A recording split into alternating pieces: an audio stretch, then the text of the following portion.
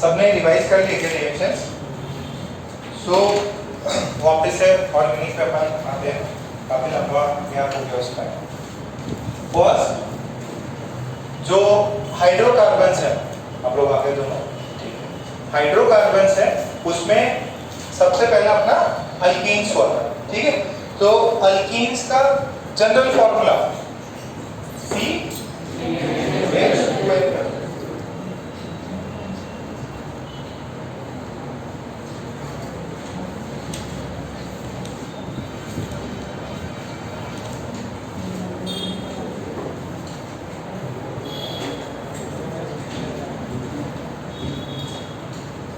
General formula CnH2n+2, ठीक है। इनको अपन क्या बोलते हैं, पैराफिन्स या ओलेफिन्स? पैराफिन्स। पैराफिन्स का मतलब लेस रिएक्टिविटी। तो सबसे स्मॉलेस्ट, ठीक है, कौन सा अल्केन हो गया? C1H4, ये स्मॉलेस्ट अल्केन है। अच्छा, अब इसमें क्या है, बेसिकली सारे के सारे बॉन्ड्स कैसे हैं? Single bond. सारे सिग्मा बॉन्ड होते हैं, और सिग्मा बॉन्ड क्या होते हैं? स्ट्रॉन्ग होते हैं। तो स्ट्रॉन्ग सिग्मा बॉन्ड होने की वजह से इसकी रिएक्टिविटी क्या है? कम, कंपेयर टू अदर पार्ट्स। जैसे अगर अपन अल्कीन्स देखेंगे तो अल्कीन्स में पाई बॉन्ड होता है, पाई बॉन्ड होता है तो वीक बॉन्ड है, और उसमें कुछ रिएक्शंस हो सकती हैं, ठीक है, हाइड्रोजनेशन है या इलेक्ट्रोफिलिक एडिशन रिएक्शंस, तो उसके अंदर रिएक्शंस ज्यादा हो सकती हैं, ठीक है, रिएक्टिविटी ज्यादा है उसकी। इसकी रिएक्टिविटी उतनी ज्यादा नहीं है, ना ही इसके अंदर कुछ ऑक्सीजन हाइड्रोजन ऐसा कुछ लगा है। बट अगर कुछ चीज लगी हुई हो, ठीक है, जैसे फिर तो वो हेलोजन बन जाएगा। अगर हेलोजन लगा हुआ तो हेलाइड्स बन गया, तो उसका चैप्टर अलग रहेगा। सो फर्स्ट इसके अंदर देखो, जो भी आप ये चैप्टर, एक लास्ट चैप्टर भी है केमिस्ट्री इन एवरीडे लाइफ, इसका यार सिग्निफिकेंस बहुत ज्यादा है। अगर आपको नॉर्मल बोले कि ये जितने भी नाम्स हैं सब याद रखने हैं आपको। अगर आपसे कोई नॉर्मली बोले कि आपको ब्रेड खाना है, ठीक है, या ब्रेड खाना है, तो ब्रेड बनेगा कैसे, प्रोसेस क्या है? पहले गेहूं मिलनी चाहिए। अब गेहूं कहां से मिलेंगे? वो थ्रू जो अर्थ है उसके थ्रू मिलेंगे, तो उसके अंदर सीड्स डालेंगे, फिर उगाएंगे। वो नेचुरल प्रोसेस हो गई कि नेचुरली अपने को गेहूं, आटा, मिल्क ये सब मिल रहा है, ठीक है। बट जो आपकी जो करंट है, करंट सिचुएशन में we are more into man made things, कि यार जो ह्यूमन इंडस्ट्रीज में बना सके, ठीक है। जैसे फॉर एग्जांपल अपने ये स्टैंड ही है, ठीक है, ये पूरा प्लास्टिक का जो भी मटेरियल यूज हुआ है, इसके अंदर ये ग्रिप है, या आपका फोन है, या आपके जो बाइक्स हैं उनमें भी देखो मिरर्स अलग टाइप से लगे हुए हैं, जो भी उनके बहुत सारे ऑयल्स हैं, ग्रीस हैं, वो सब सारी फैक्ट्रीज में मैन्युफैक्चर होता है। जैसे फैन ही है, ऊपर जो क्रॉम्पटन का वो जो ऊपर से लगा हुआ है वो भी प्लास्टिक है। जो आपके कपड़े हैं, स्पेक्स हैं, ये मेजॉरिटी चीजें क्या हो रहा है? थ्रू ह्यूमन जो है कुछ केमिकल प्रोसेसेस से बनाता है। तो केमिकल प्रोसेस, जितने भी केमिकल इंडस्ट्रीज हैं उनमें केमिकल प्रोसेसेस आपको पता ही रहना चाहिए। मान लो अभी ग्लेंसमार्क कंपनी है, ठीक है, ग्लेंसमार्क कंपनी है, और अभी सेरम ही है, सेरम इंस्टीट्यूट, सबने कोविड वैक्सीन आपके पेरेंट्स से ली है, तो वो वैक्सीन कहाँ से? नीचे से थोड़ी मिल रही है, इंडस्ट्रीज में मैन्युफैक्चर हो रहे हैं, उनको प्रोसेस पता है कैसे चेंज करना है, कितनी क्वांटिटी में रखना है। तो ये जो है पेंट्स हैं, जितने भी हैं, जो भी आपके पेंट्स यहाँ पे लगे हुए हैं, ये सब भी, तो फार्मास्यूटिकल इंडस्ट्रीज या केमिकल इंडस्ट्रीज, ये मैन्युफैक्चरिंग इसका बहुत ज़्यादा स्कोप है। तो कई बच्चे जैसे सोचेंगे कि यार मैं एरोस्पेस में हूँ या इलेक्ट्रिकल में हूँ, सीएस में, नो डाउट वो भी ब्रांचेज हैं, बट ये भी कोई कम ब्रांच नहीं है। जो केमिकल इंडस्ट्रीज हैं, फार्मास्यूटिकल इंडस्ट्रीज हैं, ये पेंट्स जो है, पेंट कंपनियां हैं, पेंट कंपनियां बहुत ज़्यादा, मतलब बहुत ज़्यादा एक्सेसिवली प्रॉफिटेबल कंपनीज हैं, बहुत ज़्यादा एम्प्लॉयमेंट प्रोवाइड करती हैं। सो ये भी आपको, अगर केमिकल इंजीनियरिंग आईआईटी से, ये बढ़िया इंस्टीट्यूट से होता है, तो उनका उसका भी स्कोप बहुत सारा है। आप बड़ी कंपनीज में मैनेजर बन गए, ये बन गए। जैसे मैंने आपको शायद बताया हो, ये मुकेश अंबानी है, उनका भी बीटेक है फ्रॉम केमिकल इंजीनियरिंग, बहुत बढ़िया इंस्टीट्यूट है, आईसीटी, ठीक है, ये मुंबई में है। It is one of the most reputed institute for chemical engineering. क्योंकि उनका धंधा किस में था? पेट्रोलियम में। उनका जो भी आप पेट्रोल और ये डीजल यूज कर रहे हो, ये भी कहाँ है? जो भी वेल्स है, ठीक है, ईरान, सऊदी, यहाँ से निकल के या ओशन से निकल के, उसमें क्या होता है? वो तो क्रूड ऑयल होता है, उसका फिर अलग अलग प्रोसेसेस से ये करके वहां से बहुत सारे अपने को अल्केन्स ये सब अपने पेट्रोलियम प्रोडक्ट्स जैसे जेली हैं, क्रीम्स हैं, ये सब वहां से भी कुछ पार्ट उसका उसमें कन्वर्ट होता है और ये अपना पेट्रोल डीजल ये भी मिलता है। तो ये इंडस्ट्री भी छोटी नहीं है, ठीक है, और over the period of time ये कम होने वाला नहीं है। क्या आप बोलोगे ये कम? क्योंकि पैकेजिंग में जितने भी आप पैकेजिंग में चीजें यूज करते हो सब में प्लास्टिक है मेजॉरिटी में। आप हैंड बैग, वो कैरी बैग नहीं करते होगे प्लास्टिक का, बट जो भी पैकेजिंग है वो सब उसी में होता है। सो ये over the period of time industry बढ़ने वाली है, ये इसका ग्रोथ कम नहीं होने वाला।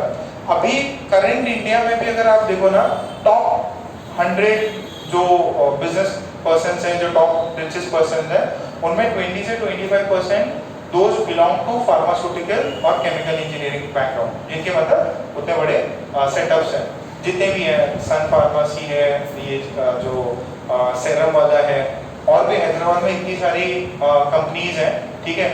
डॉक्टर रेड्डीज का नाम सुना होगा, डॉक्टर रेड्डीज है और अपोलो और ये सब इतनी सारी जो है ना मेडिसिन कंपनीज है, प्लस जो केमिकल इंडस्ट्री से कॉन्टैक्ट रखती हैं, तो उनमें बहुत स्कोप है और आगे डिमांड बढ़ेगी।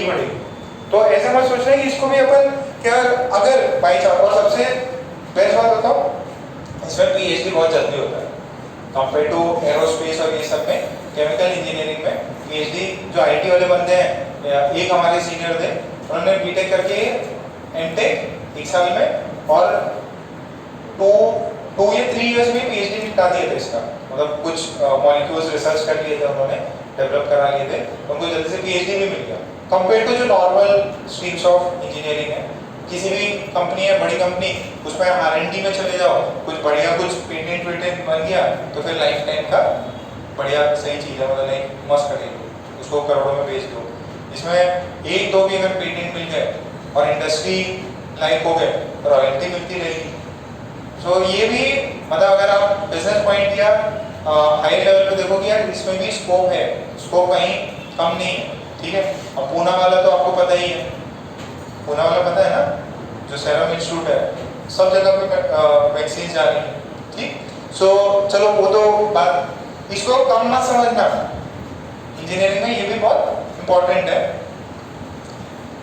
अब ध्यान से देखो, CH4 है अपने पास में, ये लोएस्ट हो गया, सिग्मा बॉन्ड है। अब इसके अंदर 3 पार्ट्स आते हैं अपने, 3 पार्ट्स में पहला प्रिपेयर कैसे करेंगे, first is method of preparation, MOP, ठीक है। और फिर उसके बाद में आएगा आपका फिजिकल प्रॉपर्टीज, और फिर लास्ट है केमिकल प्रॉपर्टीज, ठीक है। मेन क्या है? Method of preparation. ये मेथड ऑफ प्रिपरेशन आगे भी अपने बहुत काम आएंगे, जब पर्टिकुलर अल्कोहल, एल्डिहाइड, कीटोन करेंगे तब भी आएंगे, ठीक। फिजिकल प्रॉपर्टीज आज अपन करेंगे, तुरंत खत्म हो जाएगा।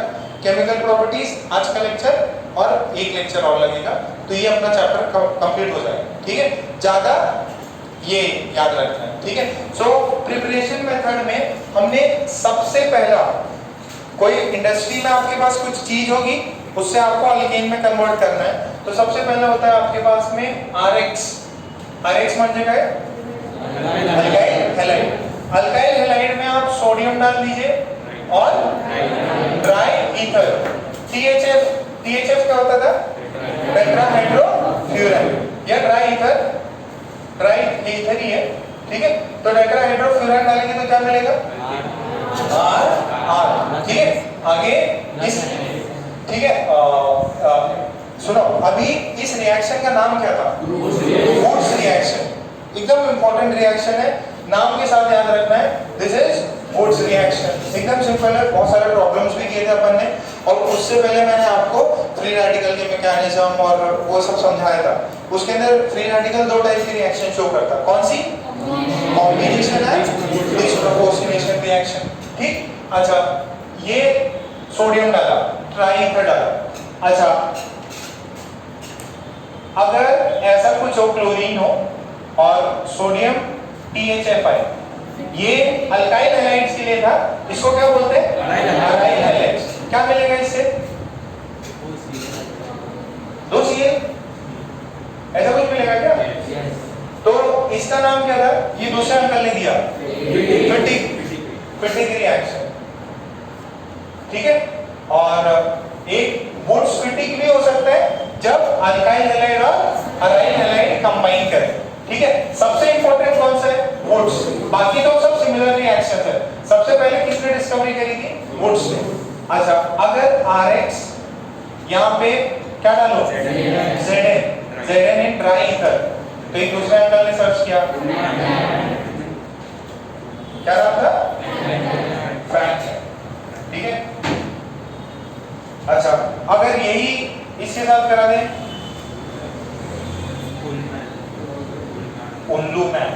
उल्मा, ठीक है, उल्मा। अच्छा, अलग अलग तरीके से याद रख लो आप। तो सेम चीजें हैं, मेन क्या है? Similar to Wurtz reaction. Wurtz reaction याद है तो आप एक जिंक याद रखना है, और ये सोडियम ड्राई ईथर। ये सब किस में है? ये अल्काइल हैलाइड या ये तो अलग ही हो गया। मेन तो क्या है? अपने को ये मिलना चाहिए, अल्कीन्स मिलना चाहिए, इधर से अल्कीन्स। ये सिमिलर रिएक्शन थी, इसकी वजह से अपन ने करा दिया। ये एरोमेटिक रिएक्शंस में भी आएगा सेम चीजें, तब भी चीजें बदलने वाली नहीं है, रिएक्शंस वही रहने वाली। अच्छा, इसके अंदर इंपॉर्टेंट क्या था? इसके अंदर ऑड कार्बन्स होते हैं कि इवन, ठीक है। तो ये चीज याद रखनी है, और जो भी मैकेनिज्म बताया, प्रॉब्लम्स बताए, वो सब आपको इसमें याद रखना है। सिंपल प्रॉब्लम्स होंगे। अच्छा, इसके बाद में अगर हम बिजली डाल के करें, कोलबे इलेक्ट्रोलिसिस में बेस प्रोडक्ट क्या होता है? अल्काइल हैलाइड या कुछ एसिड होता है, एसिड का सॉल्ट होता है, अल्कोहल सॉल्ट किसका? कार्बोक्सिलिक एसिड का सॉल्ट होता है। तो कौन सा? जनरली सोडियम और पोटेशियम सॉल्ट लेते हैं, तो दिस इज Na+, और उसका हम कर दें इलेक्ट्रोलिसिस। इलेक्ट्रोलिसिस किया तो इलेक्ट्रोलिसिस में 2 बड़े-बड़े नोड्स होते हैं, एक एनोड और एक कैथोड, ठीक है। तो कैथोड पे और एनोड पे क्या मिलेगा? यही सवाल रहता है। कैथोड पे क्या मिलेगा? H2, इधर R मिलेगा या RR मिलेगा, ठीक है। और CO, बस ये याद रखना है। CO2 कहाँ से मिला? यहाँ से, ठीक है। और यहाँ ये, अच्छा, यहाँ पे कौन सा मैकेनिज्म था? एक फ्री रेडिकल मैकेनिज्म था और आयनिक मैकेनिज्म भी था। यहाँ पे क्या है? फ्री रेडिकल मैकेनिज्म, R मिलता, कंबाइन होके RR मिलेगा, ठीक है। इतना चीज याद आ रहा है? अच्छा, ये तो हो गया। अच्छा, इसमें मैंने एक और चीज बताई थी, अगर आपको याद आ रहा हो तो RC⋅OH, इसके अंदर है ना, आप डाल दो NaOH CaO और हीटिंग कर दो। दिस इज सॉरी, इसको क्या बोलते हैं? Soda line. क्या बोलते हैं? Soda line. सोडा लाइन में बेस प्रोडक्ट क्या होता है? Carboxylic acid. यहाँ क्या होता है? सॉल्ट। यहाँ कार्बोक्सिलिक एसिड, यहाँ सॉल्ट। यहाँ क्या मिलेगा? RR मिलता है, कुछ और मिलता है? देखो जरा नोट्स देखो। सोडा लाइन क्या मिलेगा? RH, ठीक है, RH मिलता। इसका नाम है इस रिएक्शन का सोडा लाइन रिएक्शन। याद आ रहा? देखो अंतर क्या है? इस वाले रिएक्शंस में अंतर क्या है? इसमें RR मिलेगा, इलेक्ट्रोलिसिस होता है, इसके अंदर आप NaOH CaO और ये सब चीजें डालोगे, ठीक है। तो अल्काइल हैलाइड, कार्बोक्सिलिक एसिड का सॉल्ट, कार्बोक्सिलिक एसिड, ये अल्कीन मिला, यहाँ से अल्कीन, यहाँ इवन नंबर ऑफ कार्बन्स, ये सोडा लाइन। अच्छा, उसके बाद कुछ बताया था क्या? Red phosphorus HI presence of red phosphorus, याद है? वही था कि अपना फैजल था क्या? वो फैजल किसको बोला था अपन ने? इसी को बोला था क्या? नहीं, किसी और को? नहीं, भूल गए क्या? मेरे को ऑर्डर याद नहीं है। हाँ, कैटालिटिक हाइड्रोजनेशन, वो सबसे ज्यादा इंपॉर्टेंट है, कैटालिटिक हाइड्रोजनेशन। सो इसमें क्या होता है? अल्कीन, देखो बेस प्रोडक्ट ये कार्बोक्सिलिक एसिड था तो तुरंत सॉल्ट था इसका, तो मैंने एसिड भी ले लिया। अब अल्कीन्स और अल्काइन से अगर आपको CH ये दिया जाए तो इसके अंदर क्या डालते हैं अपन? H2 Ni डाल सकते हैं या Pt या Pd डाल सकते हैं। तो ये क्या है? निकेल, प्लैटिनम या पैलेडियम। तो होता क्या है उसके अंदर? हाइड्रोजनेशन, इसको बोलते हैं कैटालिटिक हाइड्रोजनेशन। ये CH2 और यहाँ पे HH जुड़ जाता है। तो ये एडिशन रिएक्शन है कि सब्स्टिट्यूशन रिएक्शन है? एडिशन रिएक्शन, मतलब कुछ ऐड हो जाना। तो यहाँ पे ऐड हो, कौन हो? हाइड्रोजन। अच्छा, ये कैसे रिएक्शन है? सिस की सॉरी ये सिन एडिशन या एंटी एडिशन? सिन एडिशन, सिन साइड एडिशन होती है।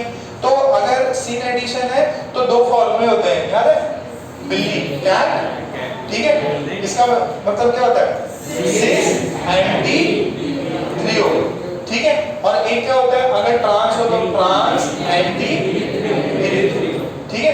इससे आपको कुछ सवाल स्टीरियोआइसोमर्स के बन सकते हैं, ठीक है? अच्छा, अल्कीन्स, इसमें सीनो नहीं, याद करने के लिए मैंने कैट एग्जाम भी होता है तो कैट के थ्रू आप याद रख सकते हैं इसको। बाकी तो क्या करना है, दो चीजें चेंज मारनी है। अच्छा, अगर सिन एडिशन हो रहा है, सिस है, सिन एडिशन, तो यहाँ पे क्या आएगा? CSE, computer science engineering. तो एक चीज कांस्टेंट रखना, अगल बगल या आजू बाजू वाली दो चीजें चेंज मारना, ठीक है? ये हो गया। अच्छा, ये सिर्फ अल्कीन्स का ही करता है कि अल्काइंस का भी कर सकता है? अल्काइंस का भी कर सकता। इसमें तो बहुत सारे क्वेश्चन किए थे अपन ने, सब ब्रेक करवाए थे। इसके अंदर अपन ने स्टेबिलिटी वाला देखा था, कौन रिएक्शन फास्टर होगा, और वो सब के लिए आपको किसका नॉलेज चाहिए? GOC का, ठीक है? कौन ज्यादा स्टेबल है, कौन कम स्टेबल है, कौन ज्यादा फास्टर रिएक्शन शो करेगा। फिर अपन ने H2 की जगह कभी बार D2 भी लिया है, ठीक है? तो वो सारे प्रॉब्लम्स मैंने आपको कराया हुआ है। अच्छा, इसके अंदर भी क्या मिलेगा? CH और ये भी क्या बन गया ना? अल्कीन बन गया। अच्छा, कभी मेरे मन में आया कि मेरे को अल्काइन को अल्कीन नहीं बनाना है, बीच में रिएक्शन रोकनी है, तो क्या करना पड़ेगा? चूना लगाना पड़ेगा। चूना लगाने के लिए उस रिएक्शन का नाम क्या था? रोसेनवुड रिएक्शन। तो उसके अंदर रिएजेंट क्या थे? एक तो PaSO4 और एक दूसरा वाला था CaCO3। अगर कैटालिटिक हाइड्रोजनेशन में आपको ये कैटालिटिक हाइड्रोजनेशन है, उसके अंदर आपको या PaSO4 मिल जाए और CaCO3 मिल जाए, तो ये पूरा रिड्यूस नहीं होगा। कितना हो जाएगा ये अल्कीन। और ये पता है क्या है? आगे जब नेक्स्ट चैप्टर होगा, this is one of the methods to prepare alkenes. Alkenes कहां से प्रिपेयर करना है? अल्काइन से अल्कीन बनाने का it's one of the preparation method, ठीक है? तो ये अगले चैप्टर में भी वापस आएगा, ये याद है। फिर उसके बाद क्या ऑर्डर था? सोडा लाइम हो गया था, क्लेमेंसन। अच्छा, क्लेमेंसन और ये सब किस में आते हैं? Reduction of aldehyde and ketone. Aldehyde और कीटोन में क्या होता है? C डबल बॉन्ड O होता है। तो इसका मीन क्या है? क्लेमेंसन एसिडिक मीडियम में होता है कि बेसिक मीडियम में? Acidic medium. What are the reagents in Clemmensen? ZaHG। किसका अमलगम? जिंक का अमलगम डालो तो आपको क्या मिलेगा? अल्कीन्स मिलेगा, ठीक है? और मीडियम कैसा होना चाहिए? एसिडिक मीडियम होना चाहिए। जैसे मैंने आपको डाला C डबल बॉन्ड O या R1 या R2, यहाँ पे जिंक Hg और HCl, ठीक है? Concentrated HCl। फिर क्या मिलेगा? R1CH और ये R2, ठीक है? So this is Clemmensen reduction. किसमें होता है? एल्डिहाइड और कीटोन पे। यहाँ R2 की जगह पे H भी हो सकता है। ये हो गया कीटोन, और अगर एक को R को H कर दूंगा तो एल्डिहाइड हो जाएगा। अच्छा, ये होता है एसिडिक मीडियम में। बेसिक मीडियम में होता है तो उसमें क्या डालते हैं? वुल्फ, बालू, ठीक है? वुल्फ क्रिस्टनर, वुल्फ किशनर रिएक्शन, उसमें N क्या डालते हैं? NH2 NH2 NH2 NH2 को क्या बोलते हैं? नहीं बताया था? ठीक है, वो याद रखना, NH2 NH2 और किस में डाला फिर? KOH, ठीक है, KOH में डाला, यही चीज है, इसमें क्या बन जाएगा? ये सेम प्रोडक्ट ऊपर वाला, बट ये किसमें होता है? बेसिक, ये एसिडिक, ठीक है। एक और रिएक्शन आती है, उसका नाम सुनेंगे, मोगेम्बो होता है ना, मोगेम्बो, वैसे मोजिंगो, तो रिएक्शन है मोजिंगो, वो भी इन्हीं का रिडक्शन कराना है, बाद में पढ़ लेंगे, ठीक है। क्लेमेंसन, क्रिश्नर, वुल्फ क्रिश्नर, और एक आती है मोजिंगो रिएक्शन, वो मैं आपको बता दूंगा। अच्छा, फिर इसके बाद में क्या आता है? कोरे हाउस, खाली घर। अच्छा, कोरे हाउस में एक रिएजेंट बनता, गिलमान, याद है? गिलमान रिएजेंट। कोरे हाउस से भी क्या मिलेगा? कोरे, अच्छा पहले ये है, कोरे हाउस किस पे परफॉर्म होता? एल्डिहाइड, अल्काइल हैलाइड, किस पे होता है? Alkyl halide. एक्चुअली क्या है ना, अल्काइल हैलाइड से लगे रहते हैं, उसके अंदर दो टाइप के अल्काइल हैलाइड्स हैं, एक तो RCl कुछ जाएगा, मान लो RH या RCl, सबसे पहले क्या डालते हैं? लिथियम, फिर कॉपर, ऐसा कुछ था, ठीक है। फिर अपन क्या डालेंगे? R-Cl, या ये वाला जनरली 1 डिग्री होता, ठीक है, 1 डिग्री, थोड़ा डिग्री उसका कम होना चाहिए, तो यहाँ से मिलेगा क्या? R-, ये किसके लिए बनाया जाता है? ये यूज किया जाता है अनसिमेट्रिकल अल्कीन्स बनाने के लिए। R- अलग है, R अलग है, पहले अपने को क्या मिल रहा था? सब में RR मिल रहा था, यहाँ पे क्या मिल रहा है? R-, तो ये कैसा है? अनसिमेट्रिकल अल्कीन्स बनाने के लिए, इसका नाम क्या था? कोरे हाउस सिंथेसिस। क्या नाम है इसका? कोरे हाउस सिंथेसिस। क्लियर है? ये ऐसा आपको ऐसे भी ये तीन चीजें ऐसे दे सकता, या मैंने तो वो कराया था ना, लिथियम डाला, फिर प्रोडक्ट ए मिला, ए में फिर मैंने कॉपर का कुछ डाला, फिर प्रोडक्ट कुछ और मिला, फिर फाइनली आपका R-Cl डाला। ये सब रिएक्शंस किस में आएंगी? जब आप अल्काइल हैलाइड चैप्टर पढ़ोगे, उसमें भी कोरे हाउस सिंथेसिस आएगा, ठीक है। क्यों? क्योंकि कोरे हाउस सिंथेसिस अल्काइल हैलाइड है। जब आप chemical properties of alkyl halide पढ़ोगे, तो किसी का प्रिपरेशन मेथड होगा, ठीक है। और उसके बाद क्या था? Soda lime, Clemmensen, Wolff Kishner, Corey House. यार वो रेड फास्फोरस वो सब कराया नहीं? कराया है ना? रेड फास्फोरस किस किस को रिड्यूस कर सकता? Alcohol, aldehyde, ketone, carboxylic acid और अल्काइल हैलाइड को भी रिड्यूस कर सकता। वो किसी को भी स्ट्रॉन्ग रिड्यूसिंग एजेंट है, किसी को भी रिड्यूस मार सकता है, ठीक है। ओके, सो यहाँ तक चीजें हैं। क्या सर सारी रिएक्शन हो गई? नहीं, कुछ इक्का दुक्का रिएक्शंस बाकी हैं जो कि अलग अलग चैप्टर्स में कवर होगी। जैसे अभी मैंने आपको गिलमान रिएजेंट बता दिया, वैसे ही एक बहुत इंपॉर्टेंट रिएजेंट होता है जो होता है रिग्नार्ड रिएजेंट। क्या नाम है? Grignard reagent. वो उसको मैं अलग से चैप्टर में पढ़ा दूंगा वापस, ठीक है। तो रिग्नार्ड रिएजेंट की हेल्प से भी अपन अल्कीन्स बनाते हैं। मान लो कोई बुक्स में पढ़ रहे हो, तो मिल गया सर ये रिग्नार्ड रिएजेंट डाल के उन्होंने बना दिया, कोई दिक्कत नहीं है, अपन बाद में करेंगे वो रिएक्शंस, ठीक है। क्योंकि रिग्नार्ड रिएजेंट का पूरा एक चैप्टर ही है, 2-3 दिन लगेंगे, वो अपन कर लेंगे। ओके, अच्छा, अब मेजॉरिटी तो हो ही गया है, कुछ एक आधी रहेंगी रिएक्शंस। मैं एक समरी दिखा दूंगा, समरी में जब कुछ 1-2 रिएक्शंस रहेंगे, जैसे मोजिंगो है, ये है, ठीक है, और रिग्नार्ड रिएजेंट्स है, वो अपन बाद में करेंगे, ठीक है। मेजॉरिटी सवाल तो आपसे हो ही जाना चाहिए। अच्छा, अब इसके बाद करते हैं अपन फिजिकल प्रॉपर्टीज की। इसकी बात करते हैं फिजिकल प्रॉपर्टीज की।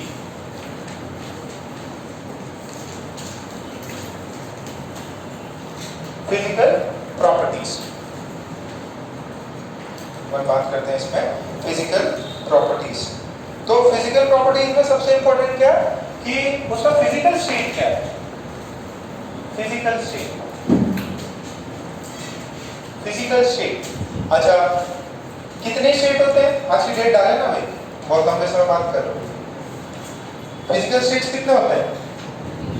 से गैस, लिक्विड, सॉलिड, ठीक है। तो मीथेन क्या होता है? मीथेन गैस, ठीक है। तो मीथेन सिंगलेस्ट सबसे स्मॉलेस्ट है, तो मीथेन इज अ गैस। तो ये आपके अपने बुक में, बुकलेट में भी दिया रहेगा और कहीं और आपके एनसीईआरटी में कुछ दिया रहेगा। एनसीईआरटी हो सकता है आपको कुछ एक्स्ट्रा इंफॉर्मेशन मिल जाए, कोई दिक्कत नहीं, उसको आराम से रीड करके अच्छा लगे तो लिख लेना, तो एग्जाम में ऐसे याद तो हो जाएगा आपको। जो छोटे कार्बन चेन्स होती है ना, C1 to C4, जिसमें आ गया मीथेन, इथेन, फिर आपका प्रोपेन, फाइनली ब्यूटेन, ठीक है। ये सारे के सारे क्या होते हैं? गैस होता है। इनका स्टेट क्या होता है? गैस। समझ में आ रहा है? Physical state is gas. अच्छा, 5वां नंबर वाला कार्बन है पेंटेन, हो गया। 5वें से लेके 5वें टू 70 तक ये होते हैं लिक्विड में। किसमें होते हैं? लिक्विड में। अच्छा, और इसके बाद में अबव C14 ये हो जाते हैं वैक्सी सॉलिड। किसमें होते हैं? वैक्सी सॉलिड। अब इसके अंदर क्या है ना, C5 में इसका एक है, अब देखो यहाँ पे इनिशियली क्या होता है? इनिशियल में आपके आइसोमेरिज्म पॉसिबल नहीं है। मीथेन का क्या आइसोमेरिज्म बनाओगे? मीथेन का क्या बनाओगे? और कहीं प्रोपेन का बनाओगे, ठीक है। तो इनिशियल में आइसोमर्स नहीं बनते, बट बाद में जैसे जैसे चेन बड़ी होगी तो क्या बन सकते हैं? बहुत सारे पोजीशन आइसोमर्स बन सकते हैं, चेन आइसोमर्स बन सकते हैं, ठीक है। सो आपका आइसोमर्स जो बनेगा उसमें C5 में थोड़ा सा पंगा रहता है। उसके अंदर नियोपेंटीन जो है, ठीक है, डेटा सही है, नियोपेंटीन जो है वो आपका गैस होता है, बट नॉर्मल पेंटीन वो सब कैसा होता है? लिक्विड होता है, ठीक है। सो इसको लिख लो।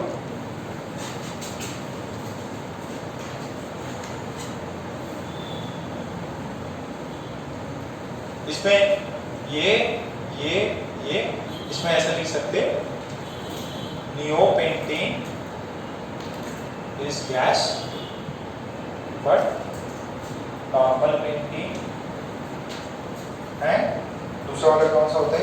आइसोपेंटीन।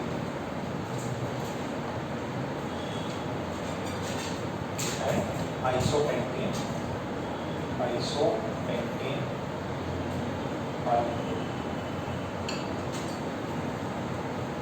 ठीक है। फिजिकल स्टेट सबको समझ में आ गया? देखो इसमें ज्यादा क्या पूछता है ऑर्गेनिक में? रिएक्शंस पूछता है, प्रिपरेशन मेथड, केमिकल प्रॉपर्टीज, ये थोड़ा सा याद करके अपन छोड़ देंगे।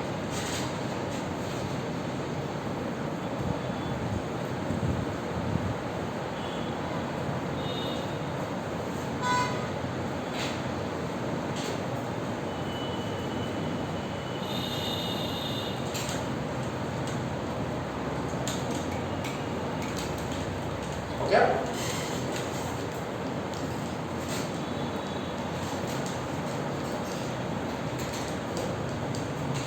बुकलेट कितने लोग लाए? मॉड्यूल 1 2 3 4 5, मतलब एक पेज पे एक है क्या? बाद में उसको भी प्रॉब्लम्स अपन कर लेंगे। ओके, तो फिजिकल स्टेट। अब सुनो, ये सारी चीजें ऐसे डेटा है ये, ठीक है। मेजॉरिटी आपको एग्जाम में क्या पूछा जाएगा? रिएक्शंस, क्या प्रोडक्ट मिला, क्या रिएजेंट था, इस रिएक्शन का नाम क्या है। सो नेक्स्ट देखो डेंसिटी। डेंसिटी भी फिजिकल प्रॉपर्टी होगी। अच्छा, जैसे जैसे मॉलिक्यूलर वेट बढ़ेगा, मतलब कार्बन का चेन बढ़ता जाएगा, उसकी डेंसिटी क्या होगी? बढ़ती जाएगी। और मैक्सिमम जो डेंसिटी होती है दैट इज 0.8 ग्राम पर सेंटीमीटर क्यूब। तो 0.8 तो वाटर से लाइट है कि हैवी है? लाइट है, तो वाटर में तैरेगा या डूब जाएगा? तैरेगा। बस यही है डेंसिटी। लिख लो, डेंसिटी में लिखो, the density of alkanes increases, the density of alkenes increases with increase in molecular weight. With increase in molecular weight and becomes constant and becomes constant at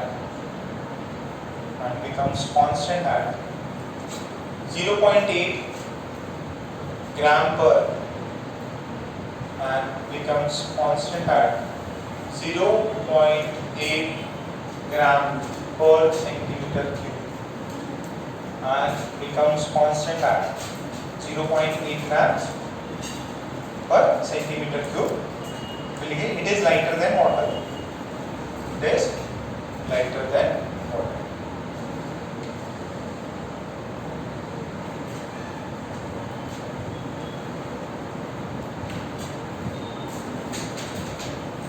solubility की बात करते हैं।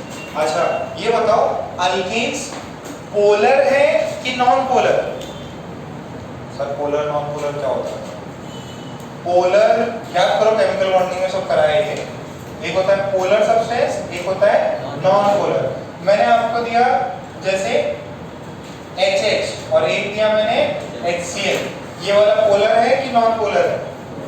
पोलर मींस जहां पे electronegativity का factor आता है कि अगर जो बॉन्ड पेयर है, बॉन्ड पेयर में अगर इलेक्ट्रॉन किसी एक डायरेक्शन बॉन्ड पेयर वो पॉइंट है जहां बॉन्ड पेयर जो है उसमें इलेक्ट्रॉन्स अगर किसी एक पर्टिकुलर डायरेक्शन में शिफ्ट कर जाते हैं then it is polar.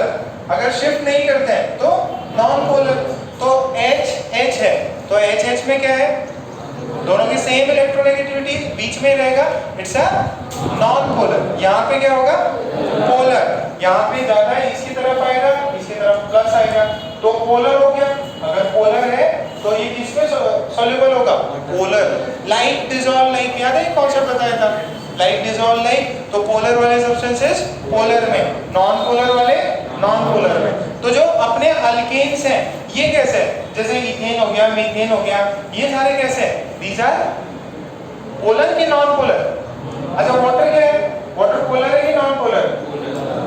It's a polar. तो HCl सॉल्युबल होता है ना, पानी में HCl डाल दिया तो ये सॉल्युबल हो जाएगा। अल्कीन्स जो हैं वो कैसी होती हैं? Non polar. कैसी होती है? Non polar. ठीक है, तो लिखेंगे अल्केन्स आर नॉन पोलर। ठीक है, अल्केन्स आर नॉन पोलर। अच्छा अल्केन्स अगर नॉन पोलर होंगी तो वाटर में डिसॉल्व होंगी क्या?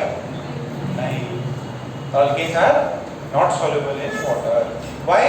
Because like dissolve like, water polar हो गया, अल्केन्स नॉन पोलर, तो water is polar, alkanes are non polar. So alkanes are not soluble in water।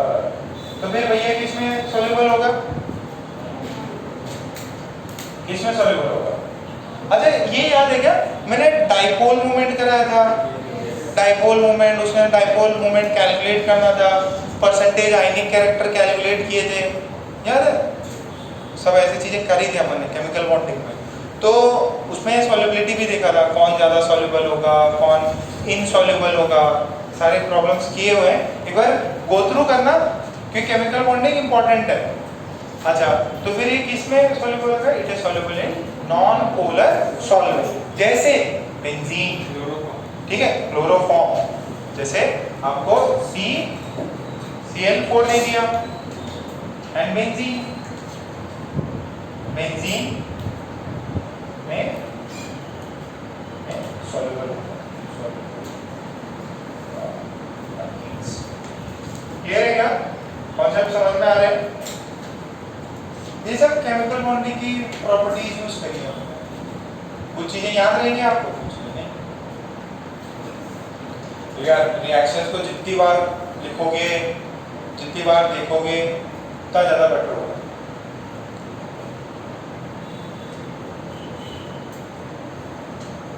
अरे आदित्य कब आ रहा मुंबई से? बताया नहीं।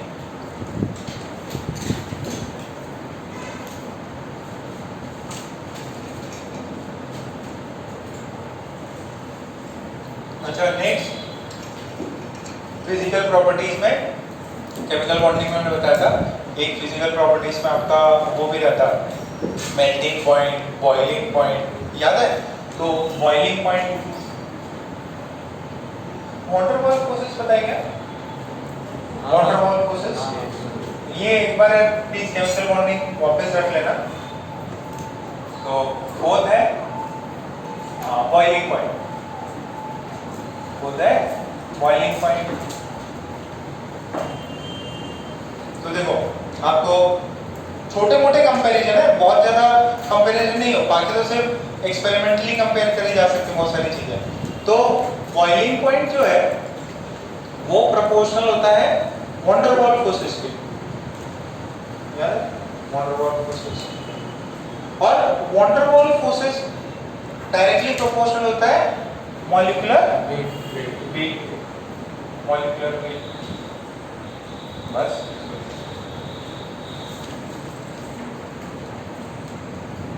मीथेन का बॉइलिंग पॉइंट ज्यादा कि इथेन का? इथेन का।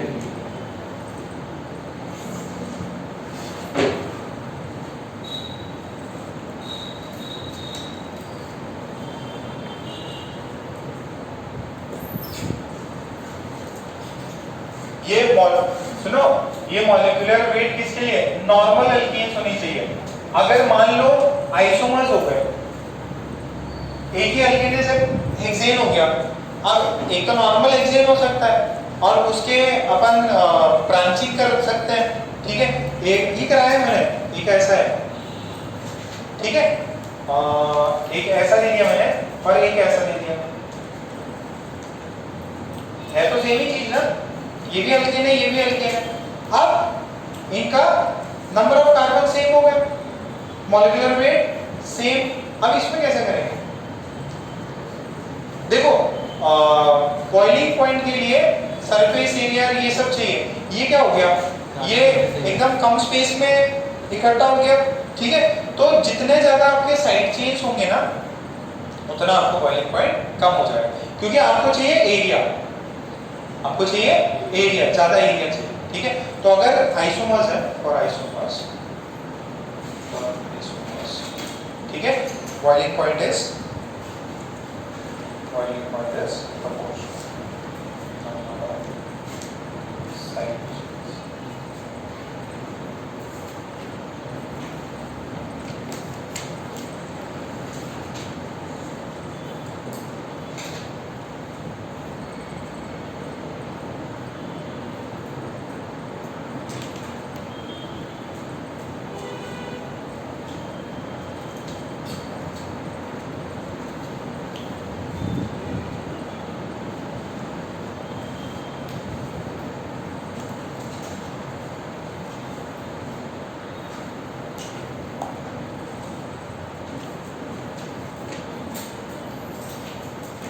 अब केमिस्ट्री है तो ये पॉइंट लिख लेंगे क्या कि boiling melting point do not follow any regular boiling point, लिख लो फिर रिवाइज करो।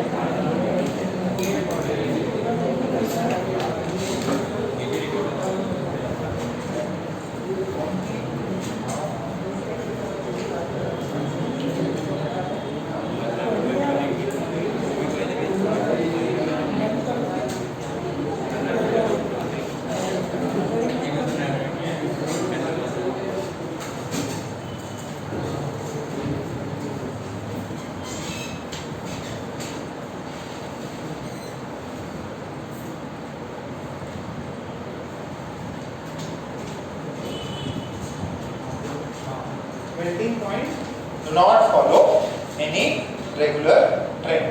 ठीक है, तो रेगुलर ट्रेंड नहीं है, क्या चीज है उसके अंदर, एक पॉइंट और लिख लेंगे उसमें,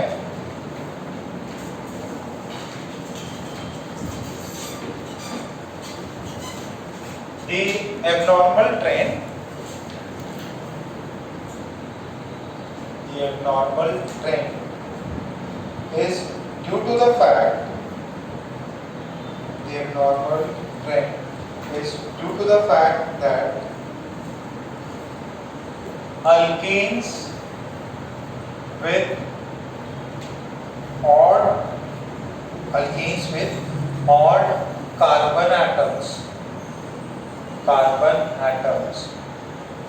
alkenes with odd carbon atoms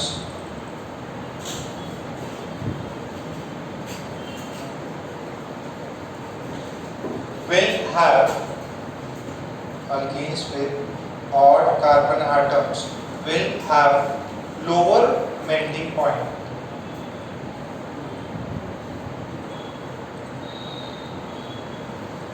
will have lower melting point than alkenes with even number of carbons.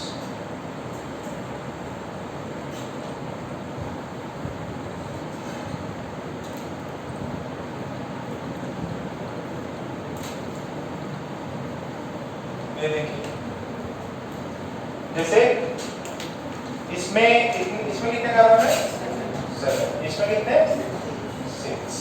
ठीक है, तो इसमें बोला कि यार ये जो 7 है इसका और इसका 6 है। ठीक है, इसमें ये वाला कार्बन जो एंड्स वाले हैं ये अपोजिट साइड्स हैं, और ये एंड्स वाले जो है चेन का एंड्स वाला ये वाले सेम साइड है, तो इसके अंदर जो है इसका ज्यादा होगा। ठीक है, उन्होंने रीजन यही दिया था कि ये जो ऑड, मतलब नो डाउट ये सब मिले कहाँ से, थ्रू एक्सपेरिमेंट्स। अब एक्सपेरिमेंट्स में मेल्ट करवा के ये सब देखोगे तो आपको ये चीज, तो ये एग्जांपल लिख लीजिए,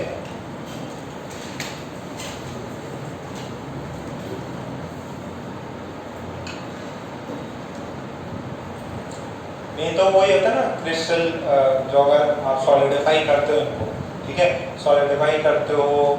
अच्छा, ये इसका ये मतलब नहीं कि अगर कोई चीज गैस में है तो उसका ये मतलब नहीं बाकी स्टेट्स में एग्जिस्ट नहीं कर सकती है। टेम्परेचर का फर्क है, जैसे वाटर है, नेचर में तो अभी तो वाटर मिलेगा यहाँ पे, ठीक है, अभी अपने सराउंडिंग में वाटर मिलेगा, बट फ्रिज में देखोगे तो आइस जम जाएगा, तो वही है, उसके टेम्परेचर पे भी डिपेंड करेगा। तो अगर ये सॉलिड स्टेट में रहेगा तो जो इवन वाले जो है उनके बीच में पैकिंग स्ट्रॉन्ग रहेगी। ठीक है, पैकिंग स्ट्रॉन्ग रहेगी क्योंकि ये क्लोज, थोड़ा सा साइज कंडेंस होता है तो क्लोज होगा, ये अपोजिट होने से कम स्पेस लेगा। ये क्या है, इसके वजह से थोड़ा सा एक्स्ट्रा, एक कार्बन होने से एक्स्ट्रा साइड बढ़ गया, तो उन्होंने रीजन दिया कि इसमें पैकिंग इसकी ज़्यादा तेज है, इसकी कम है, तो इसका मेल्टिंग पॉइंट ज़्यादा। ठीक है, दैट्स इट, फिजिकल प्रॉपर्टीज खत्म। अब नेक्स्ट आखिरी पार्ट है इसका, केमिकल प्रॉपर्टीज। ठीक है, समझ में आ गया क्या? Physical state, solubility, density, melting point, boiling point. ठीक, नेक्स्ट चलो केमिकल प्रॉपर्टीज। नेक्स्ट चलो केमिकल प्रॉपर्टीज।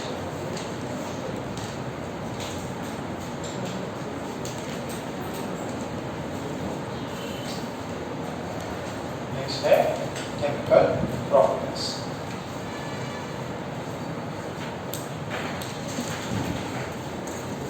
केमिकल प्रॉपर्टीज भी एक जो है वो अपन सबसे ज्यादा डिस्कस करेंगे, बाकी तो आप याद रख लेंगे, सल्फोनिफिकेशन, नाइट्रेशन, ये सब भी है, वो ज्यादा दिमाग नहीं लगाना उसमें।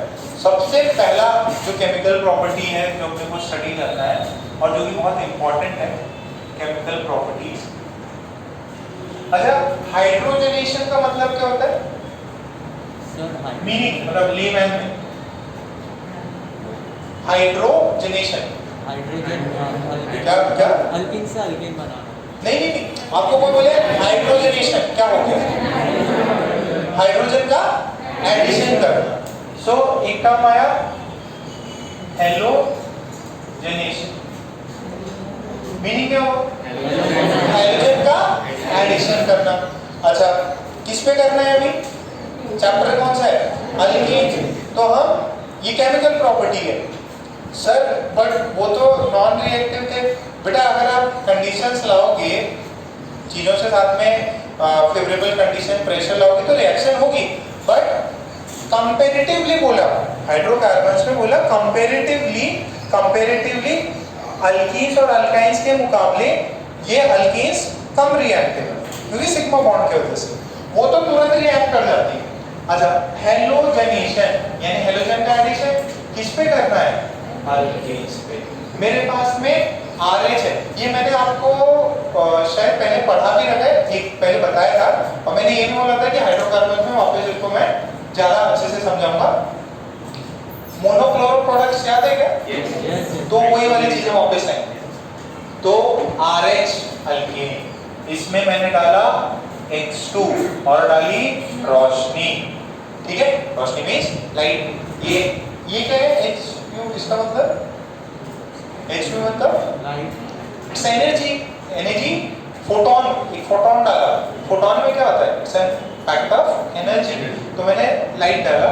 अब होगा क्या उसके अंदर, ये वाला पार्ट बनेगा R X प्लस HX, बस सिंपल सी चीज, ये चीज बनेगी, ज्यादा स्पेशल। तो अब इसका क्या देखना है, मैकेनिज्म। अच्छा what is X, chlorine, bromine, iodine. तो अपन चार का ही डिस्कशन करते हैं। अब चारों में अपने को क्या पढ़ना है, फ्लोरीनेशन, क्लोरीनेशन, ब्रोमिनेशन और आयोडीनेशन, ठीक है, एकदम सिंपल है, एकदम पैटर्न समझ में आ रहा है। अच्छा अब पहले इसका मैकेनिज्म देख लेते हैं। एक मैकेनिज्म बताऊंगा, बाकी सभी में सेम चीज है। एक मैकेनिज्म बता देता हूँ आपको, इसमें ना थोड़ा साइड करके लिख देता हूँ ताकि वो बोर्ड का पार्ट अपन यूज कर पाए। ये RH, इसमें क्या डाला था, X2 इन प्रेजेंस ऑफ रोशनी, मिलेगा मेरे को RH, RX और फिर अब सबसे चलो बॉन्ड एनर्जी बात कर देखते हैं। सबसे पहले इसका मैकेनिज्म देखो, what is mechanism, what do you mean by mechanism, reaction mechanism, step by step procedure कैसा हुआ, स्टेप बाय स्टेप रिएक्शन कैसे प्रोसीड हुई वो देखते हैं। तो सबसे पहले क्या होता है, मेरे पास X2 है, ठीक है, X2 है, X2 हेलोजन है। कितने आउटर मोस्ट ऑर्बिट में इलेक्ट्रॉन होते हैं हेलोजन में, आउटर मोस्ट ऑर्बिट में कितने इलेक्ट्रॉन होते हैं, 7। एक बॉन्ड बना लिया, बचे कितने, 6। लोन पेयर कितने हो गए, 3 हो गए। तो बहुत प्यार हो रहा है में बहुत दुश्मनी हो रही है, दुश्मनी क्योंकि इलेक्ट्रॉन्स है। मैंने ये बताया था कि अगर Hν डालें, Hν रोशनी डालें, फोटोन डाला, तो क्या होगा, 2 इलेक्ट्रॉन। याद है ये बताया था फ्री रेडिकल कैसे बनते हैं, फ्री रेडिकल जब पढ़ाया था ना तो उसमें लिखा है मेथड ऑफ प्रिपरेशन। जब यहाँ पे बहुत ज्यादा रिपल्शन हो रहा हो और लाइट की एनर्जी डाली जाए तो ये टूट सकता है, ये बॉन्ड क्या कर सकता है, टूट सकता है। तो ये होता है, इसको बोलते हैं इनिशिएशन प्रोसेस। क्या बोलते हैं, इनिशिएशन प्रोसेस। अरे लिखो नहीं, पहले समझ लो यार, इतने मैंने से पढ़ा रहा। तो देखो इनिशिएशन प्रोसेस क्या होता है, जैसे होता है ना चिंगारी डालना, ठीक है, बस ये डाल दो, आप अपने आप ही आगे होता जाएगा। आप बर्नर ऑन करते, ठीक है, उसके अंदर चिंगारी डालते, लाइटर यूज करोगे या माचिस यूज करोगे, फिर उसके बाद में जलता रहेगा। अच्छा स्टॉप करने का तरीका क्या है, या तो फूंक मार दो या उसको बंद कर दो, ठीक है। अगर नॉर्मल माचिस जल रही है ऐसा कुछ तो उसको अंदर पानी डाल दो, बुझ जाएगा। तो इसमें पहला प्रोसेस होता है इनिशिएशन। इनिशिएशन से क्या मिलेगा आपको, किसके फ्री रेडिकल मिले, अच्छा ये कौन, ये किस मेथड से होते हैं, इधर free radical substitution reactions. Free radical substitution reaction. सबसे पहला इसको बोलेंगे इनिशिएशन प्रोसेस या इनिशिएशन स्टेप, पहला स्टेप। अच्छा, फिर ओके सर x डैश मिल गया। अब नेक्स्ट कौन है मेरे पास? नेक्स्ट बगल में कौन है? r है ना, RH है। अब RH है, ये रिएक्ट करेगा इसके साथ, ठीक है। सो अपने को क्या मिलेगा? ये चीज रही, ये H है, ये R है, ये X डॉट है, रिएक्टिव है, फ्री रेडिकल है। अब इसको मिला ये H, तो इसने बोला यार H मेरे साथ दोस्ती कर ले। बोला मैं पहले से दोस्त हूँ, किसका? R के साथ में। तो बोले कि हमसे भी दोस्ती कर लो। बोला कि ठीक है भाई, मैं बीच का बंदर, इससे भी दोस्ती, इससे भी दोस्ती। इसके बीच में R और H के बीच में, सॉरी H और X के बीच में क्या हो रहा है? बॉन्ड फॉर्म हो रहा है। और R और H के बीच में क्या हो रहा है? बॉन्ड ब्रेक हो रहा है। बहुत बढ़िया। फिर क्या हुआ? यहाँ से R डॉट मिला और ये क्या मिला? HX मिला। क्लियर? अच्छा, जैसे ही ये मिला, अब आगे क्या मिल सकता है? आगे मेरे पास में देखो, ये वाला R डॉट है। अब मैंने क्या क्या डाल रखा है इसके अंदर? ये हेलोजन डाल रखा है और अल्केन डाल रखा है।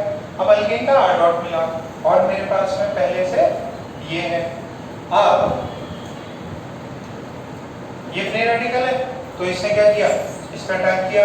जैसे ही इसने किया, इसने RH बनाया और यहाँ बनाया X डॉट, ठीक है। अच्छा, ध्यान से सुनना, अल्केन ने X डॉट का यूज करके R डॉट बनाया, R डॉट ने हेलोजन के साथ में X डॉट बनाया। तो ये सेकेंड स्टेप के लिए मेरे को क्या चाहिए? X dot. कौन दे रहा है यहाँ से? थर्ड स्टेप मेरे को X डॉट दे रही। देखो, सेकेंड स्टेप लगाने के लिए अल्केन्स भर रखा है आपने, और ये जो है हेलोजन, ये भी रिएक्शन में भर रखा है, ये सफिशिएंट अमाउंट में। अल्केन्स को चाहिए X dot to proceed into this. क्या मिला? R dot. R डॉट ने, जो कि ऑलरेडी अमाउंट में प्रेजेंट है हेलोजन, उससे रिएक्ट करके वापस क्या मिला? अब ये मिला। अब ये क्या करेगा? मेरे को काम का एक तो ये मिल गया, ठीक है, और मेरे काम का एक ये मिल गया, प्रोडक्ट मिल गया। अब ये प्रोसेस बन जाती है चेन रिएक्शन। यहाँ पे होता है प्रोपोगेशन। ये वाले रिएक्शन X डॉट क्रिएट हुआ, थर्ड स्टेप में वही X डॉट अभी किधर यूज हो जाएगा? बाकी जो अल्केन पड़ा हुआ है उसको कंज्यूम करेगा, और जितना अल्केन कंज्यूम हुआ उतना R डॉट मिल रहा, जितना R डॉट मिल रहा उतना वापस वो। तो अब इसको चिंगारी मिल गई। अब ये 2 और 3 स्टेप में घूमते रहेगा, ठीक है। क्या आपको समझ में आ रहा है? ये 2 प्रोडक्ट मिल गए अपने काम के, HX मिल गया और RH मिल गया। ये क्या है? हैलाइड्स, ठीक है, अल्काइल हैलाइड। किससे मिला? अल्केन से। कौन सा मैकेनिज्म हुआ? फ्री रेडिकल सब्स्टिट्यूशन, ठीक है। सब्स्टिट्यूट हुआ ना, ये इसको सब्स्टिट्यूट किया, इसने इसके साथ फ्री रेडिकल का सब्स्टिट्यूशन कर दिया। तो दिस इज प्रोपोगेशन। ये घूमता रहेगा। ये 3 ने दिया X डॉट ने वापस 2 को रिएक्ट करवा के 2 को प्रोसीड करा दिया 2 से वापस, तो ये घूमता रहेगा। और फिर फाइनली आ जाता है टर्मिनेशन स्टेप। आगे में पेन डाल दो, बुझ जाएगी। अच्छा, ये रिएक्शन कौन करा रहा है? जैसे आपने रिएक्शन करी होगी, जो भी जलती है चीजें वो किसकी वजह से जलती है? सब्सटेंस चाहिए, ऑक्सीजन चाहिए और इनिशियल फ्लेम चाहिए। तो ऑक्सीजन अगर आप रोक दो, कुछ जल रहा है, मोमबत्ती ग्लास रख दो, ऑक्सीजन की सप्लाई खत्म हो जाएगा। तो रिएक्शन कौन करा रहा है? X डॉट को टर्मिनेट करा दो, X डॉट, ठीक है। रिएक्शन में R डॉट भी है, दोनों मिल गए, क्या मिला? RH टर्मिनेट हो गई, ठीक है। अच्छा, एक हो सकता है R dot, sorry X dot दोनों मिल गए, वापस X मिल गए, टर्मिनेट हो गई। और एक होता है R dot plus R dot, दोनों मिले, RR मिल गए, टर्मिनेट हो गए, ठीक है। समझ में आया क्या? आपने पहले कभी पढ़ा है क्या, ओजोन लेयर होता था, उसमें CFL वो क्लोरोफ्लोरोकार्बन्स और वो सब होल क्रिएट हो रहा था। तो उसमें क्या होता था कि भाई एक जो है क्लोरोफ्लोरोकार्बन वो जो ओजोन के हैं हजारों लेयर्स को खत्म कर सकता है, हजारों मॉलिक्यूल्स को खत्म कर सकता है, वो चिंगारी की तरह एक्ट करेगा। तो एक ने एक्ट किया, फिर आपको ठीक है termination, initiation, propagation, termination. Main products क्या है? ठीक, एक रिएक्शन बता दी, अब बाकी बताने की जरूरत नहीं पड़ेगी।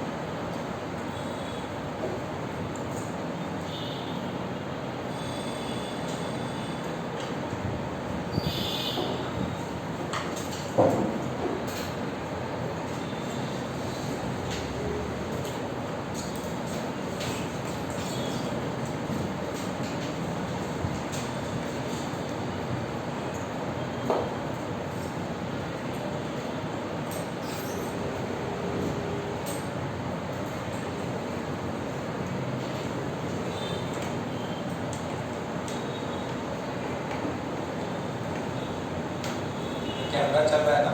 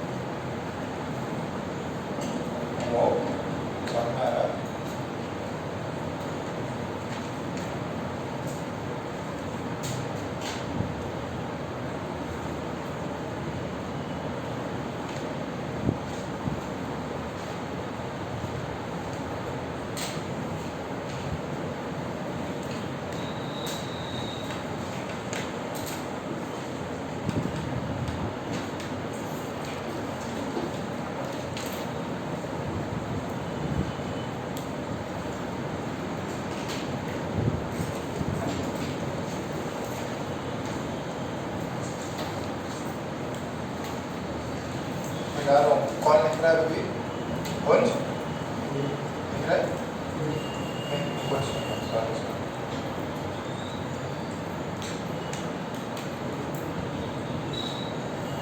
ओके, मैकेनिज्म समझ में आ गया ना?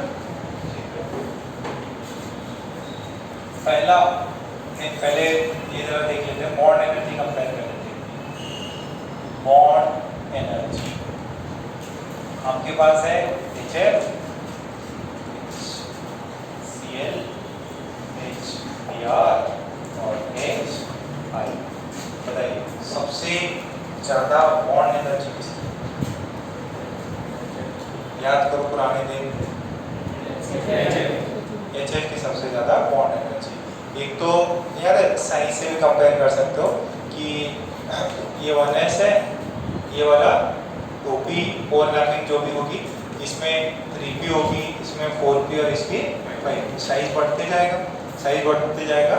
तो या इलेक्ट्रोनेगेटिविटी वाला देख लो, इसकी इलेक्ट्रोनेगेटिविटी क्या सबसे ज़्यादा है, तो ये सबसे ज़्यादा बढ़िया बॉन्ड बनेगा। ठीक है, सबसे स्ट्रॉन्गेस्ट बॉन्ड HF का है। अच्छा, तो ये तो बॉन्ड एनर्जी हो गया। अगर पानी में डाला तो एसिडिक स्ट्रेंथ किसका जाता है? HF का कि HI का? HI का, याद है? और उसके अंदर H प्लस और I माइनस, साइज बड़ा, कार्बन सॉरी एनायन सबसे ज़्यादा स्टेबल, ठीक है?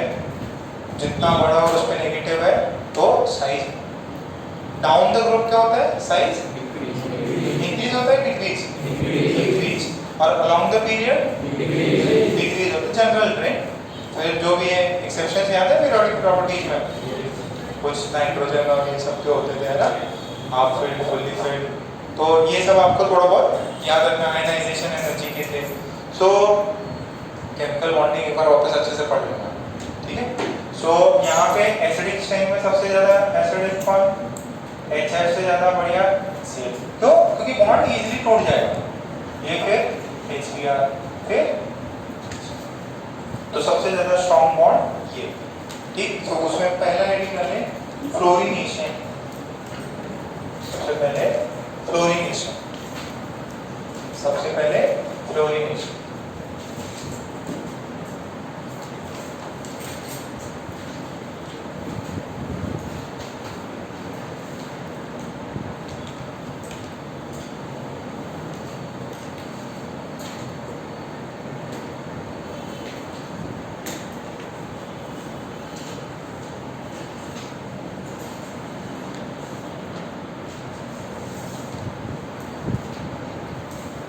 देखो क्या क्या हो सकता है?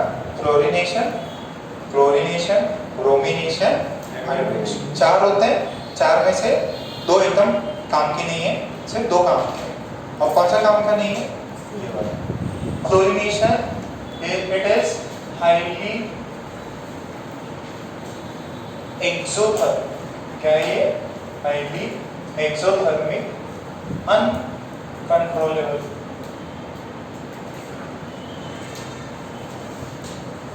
highly exothermic uncontrollable reaction। जैसे आपने CH3 और उसके ऊपर डाला F2 HMO, CH3 F2 HMO डाला, तो प्रोसेस वही होगा। प्रोसेस क्या होगा? आपका ये टूटेगा, F2 जो है वो F डॉट में बनेगा, फ्री रेडिकल, और वो फ्री रेडिकल बनके आपसे इससे एक हाइड्रोजन ले लें, ठीक है? इसने HF बना लिया और ये CH2 डॉट और ये CH3 मिला।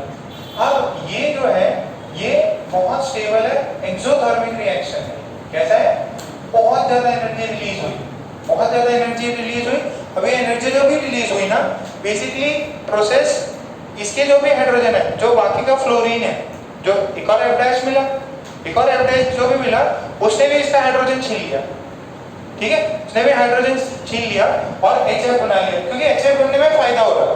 तो जो ओवरऑल रिएक्शन है ना, इसमें आपको F2 आपका जो आपको बनाना क्या था?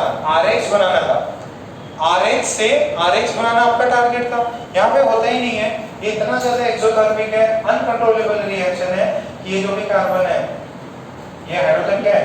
उनके ऊपर के बाल, ठीक है? ये पूरे बाल उखड़ जाते हैं और ये टकला बन जाता है। कार्बन क्या बन जाता है? टकला बन जाता है। फिर क्या बचा? 6 हाईली एक्सोथर्मिक रिएक्शन, HF ही बनना चाहेगा, पूरे इसके बॉन्ड ब्रेक होके सब कुछ छीन लेगा इससे, ठीक है? इसके पास कुछ भी नहीं बचा, तो अपने काम का रिएक्शन नहीं है। This is of no significance, ठीक है? आपको फ्लोरीनेशन का कोई सिग्निफिकेंस नहीं है।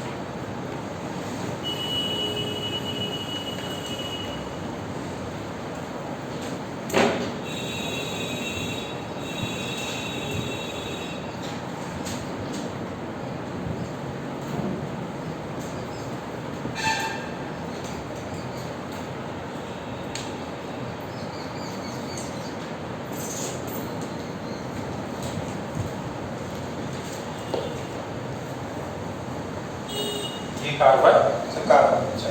ठीक, नेक्स्ट सिंपल इतना ही है ना। नेक्स्ट चलो, कोई सिग्निफिकेंस नहीं है तो अपन नहीं पढ़ेंगे। रीजन क्या है, हाईली एक्सोथर्मिक प्रोसेस होती, सब कुछ टूट जाएगा, कार्बन बच जाएगा और HF बन जाएगा। HF क्यों बन रहा है, क्योंकि वो एक्सोथर्मिक है, बहुत स्टेबल है ना, बॉन्ड एनर्जी ज्यादा। फिर नेक्स्ट है, सेकेंड है आयोडीनेशन। ठीक है, दिस इज हाईली एंडोथर्मिक, एक एंडोथर्मिक रिएक्शन है and this is reversible reaction, reversible reaction.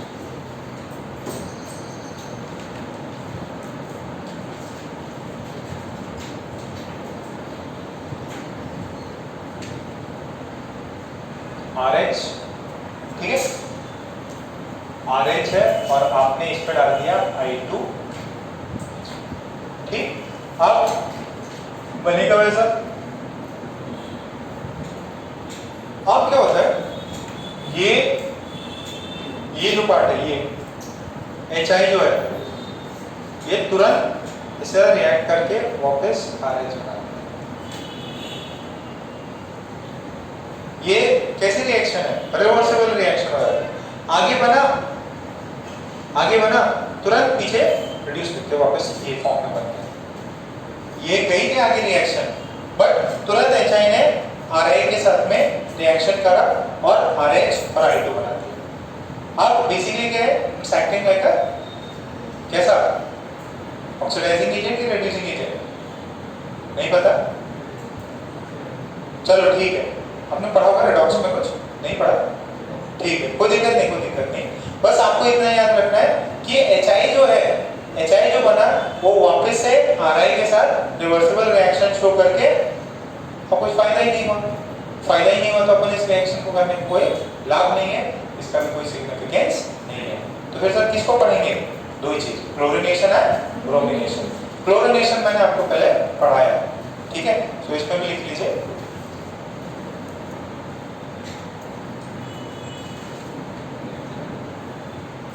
नहीं,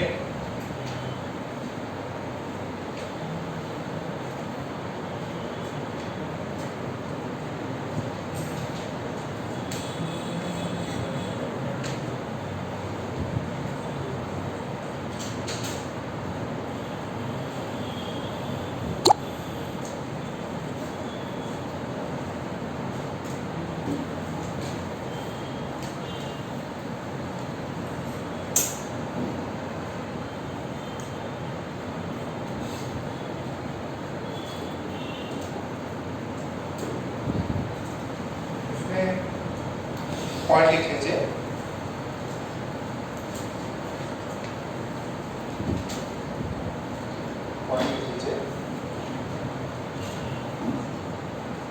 iodination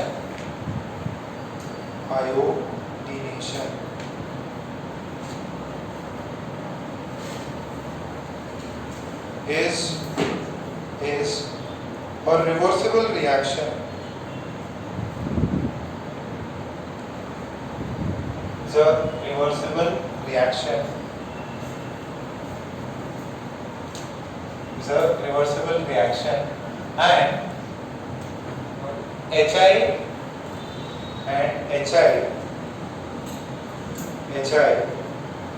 reacts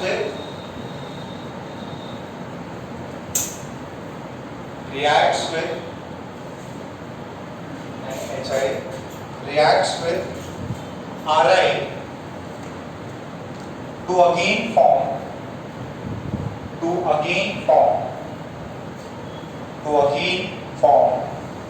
alkenes,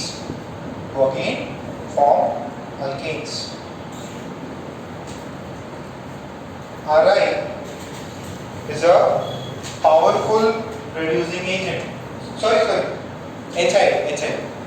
HI is a powerful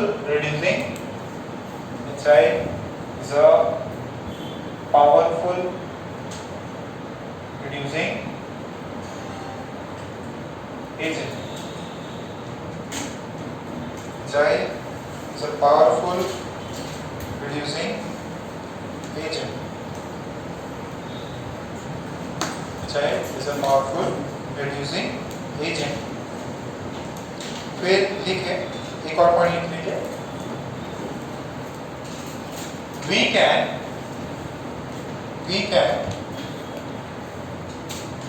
can carry out iodination. We can carry out iodination. We can carry out iodination in presence of strong oxidizing agents. In presence of strong oxidizing agents like HNO3, like HNO3, HiO3,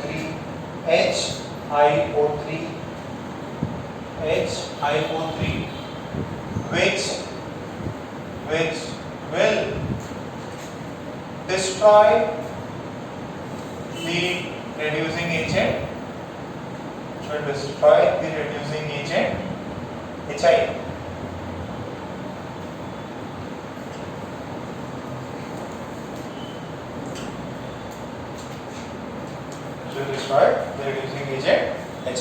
ठीक है, तो दोनों फालतू reaction की कोई significance नहीं है। आपसे बस ये पूछ सकता है कि कौन सा एक्सोथर्मिक है, कौन सा रिवर्सिबल है। तो ये बोल दिया कि out of the following which is a reversible reaction, fluorination, iodination और ब्रोमीनेशन। आप बोलोगे iodination, which is highly exothermic and uncontrollable, तो उसका फ्लोरीनेशन। ऐसे याद आपको थोड़ा बहुत तो रहना ही चाहिए। जो प्रोडक्ट्स की बातें आएंगी वो आएगा आपका सबसे बढ़िया जोरदार क्लोरीनेशन। इसमें आएगा क्लोरीनेशन।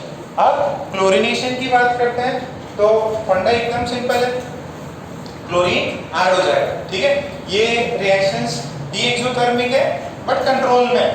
ठीक है, अच्छा अब क्लोरीनेशन की जो बात करें, आपको दिया गया CH3, ठीक, और मैंने डाल दिया Cl2 और डाल दी रोशनी। ठीक है, अब प्रोडक्ट इसमें तो एक ही बनेगा, क्या बनेगा? CH3 CH2 और एक क्लोरीन लग गया। बहुत बढ़िया, समझदारी है एकदम। आप सही, एक ही प्रोडक्ट बनेगा, कुछ और भी बनेगा? एक ही प्रोडक्ट बनेगा। अरे या तो यहाँ पे ऐड करो, ये यहाँ मेरे को मोनोक्लोरो बताना है। क्या बताना है? मोनोक्लोरो प्रोडक्ट, सिर्फ एक क्लोरीन ऐड करना है, तो क्या बनेगा? ये बन जाएगा। सर पहले वाले कार्बन पे जोड़ दो, कुछ फर्क पड़ेगा क्या?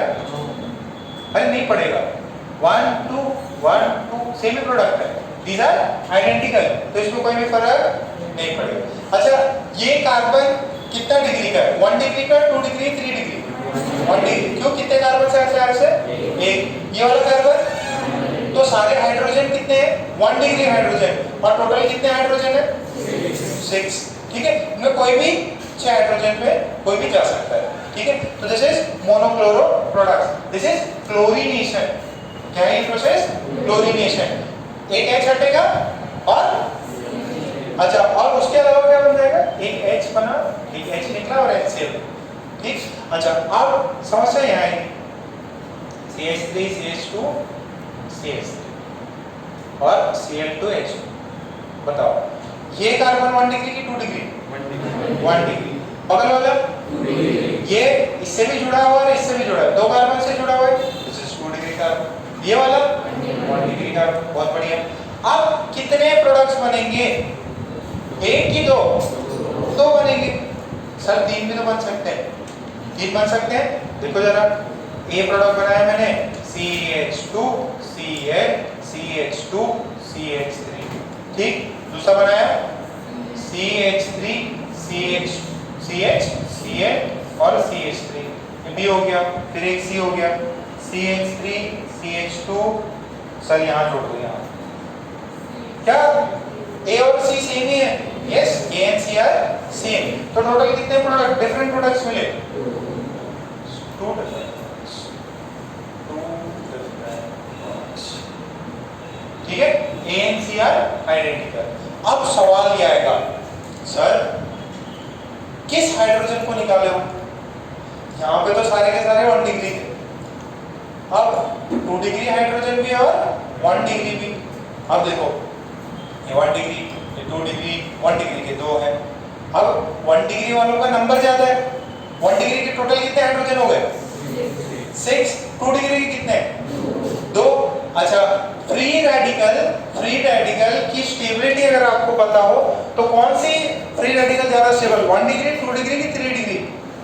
देखो एक ये है, इसे H3 जोड़ दिया, एक अपन ने इसमें CH3 जोड़ दिया, और एक ऐसा है, ये CH3 कौन सा ज्यादा स्टेबल है? हाँ, कौन सा मतलब बन गया फ्री रेडिकल बन गया, कौन सा? ये free radical R dot stability कराई होगी यार, 1 डिग्री 2 डिग्री, कौन ज्यादा स्टेबल होता है? 3 डिग्री की 1 डिग्री। अरे free radical electron deficient species होती है या इलेक्ट्रॉन सफिशिएंट स्पीशीज होती है? डेफिशिएंट। तो इन पे वो पता है क्या, प्लस है ये वाले, मतलब उनको स्टेबल कराते हैं कि अनस्टेबल? सो इसमें प्लस एन नहीं है, प्लस आई कितने लग रहे हैं इसमें? इसमें तो कौन ज्यादा स्टेबल? तो स्टेबल ये है, कौन सा? 3 डिग्री कार्बन। तो अब पंखा हो गया, हाइड्रोजन जिसकी डिग्री कम उस पर हाइड्रोजन ज्यादा, और फ्री रेडिकल वो ज्यादा स्टेबल जिसकी डिग्री ज्यादा। ठीक है, तो अब आपसे पूछा जाता परसेंटेज कितना मिला, ए और बी का परसेंटेज कितना है, 1 डिग्री कार्बन का और 2 डिग्री कार्बन का। जो मतलब आपको ये ए और बी मिला ना, ये this is 1 degree alkyl halide, this is 2 degree halide. ठीक है, जो भी अल्केन्स आपने यूज किया उसका 2 डिग्री हैलाइड है, ये 1 डिग्री। इनका प्रोपोर्शन क्या है, व्हाट इज द परसेंटेज? तो परसेंटेज के लिए दो चीजें आपको हाइड्रोजन्स पे काउंट करने पड़ते हैं और आपको रिएक्टिविटी देखनी पड़ती है, कौन ज्यादा रिएक्टिव है। आपको रिएक्टिविटी देखनी पड़ती है। बेसिकली आप जो क्लोरीनेशन और ब्रोमिनेशन की रिएक्टिविटी होती है, देखो मान लो ये कोई दोस्त है जो कि 1 CR कमा रहा है, ये 2 CR कमा रहा है, ये भी 1 CR, तो आप किससे ज्यादा फ्रेंडशिप करोगे, ज्यादा बेटर रहेगा आपको भी ग्रोथ के लिए 2 CR वाले के साथ में। तो स्टेबिलिटी वहां से मिल गई, और दूसरा नंबर ज्यादा है, दोस्त ही बहुत सारे जो कि 1 डिग्री वाले, तो आपको एक कॉमन फार्मूला यूज करना पड़ेगा। अब पहले देखते हैं रिएक्टिविटी। देखो 1 डिग्री के साथ, 2 डिग्री के साथ और 3 डिग्री के साथ में रिएक्टिविटी फॉर क्लोरीनेशन है। ये फ्लोरीनेशन की बात नहीं है, हाइड्रेशन भी अपने को नहीं करना, ये करना है। इसका जो रेशियो होता है 1 3.8 और 4.5, नीचे लिखो 1 3.8 और 4.5, मतलब 3.8 टाइम्स ज्यादा उसकी इच्छा है कि मैं 1 डिग्री पे छोड़ के 2 डिग्री पे बॉन्ड बनाऊं। ठीक है, और 4.5 टाइम्स 1 डिग्री के मुकाबले वो 4.5 टाइम्स प्रेफर करेगा 3 डिग्री के साथ। ठीक है, सो these reactions are non selective, बहुत ज्यादा सिलेक्टिव नहीं है। जैसे आपको फ्रेंडशिप करनी है तो ज्यादा दोस्त जो मिल रहे हैं उनके साथ कर लिए, एक होता है टॉपर के साथ में दोस्ती कर लिए, तो टॉपर के साथ रहेंगे तो फायदा होगा, वो अपने को हेल्प करेगा। ठीक है, और एक सारे बच्चे हैं नहीं पढ़ने वाले तो उनके साथ, तो ये इतना ज्यादा सिलेक्टिव नहीं है। सिलेक्टिव ज्यादा सबसे ज्यादा ब्रोमिनेशन है। इसको आपको ये रिएक्टिविटी का रेशियो है। ठीक है,